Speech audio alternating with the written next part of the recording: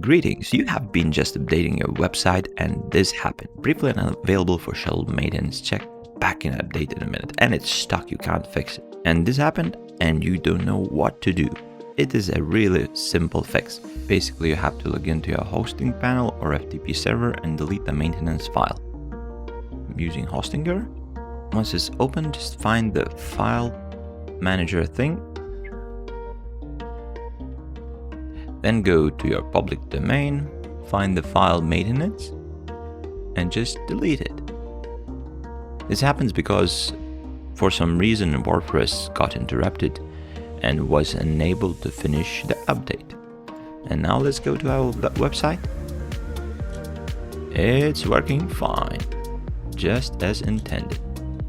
If this video helped you, be sure to subscribe, give a thumbs up, and if you have any questions, just leave them down below.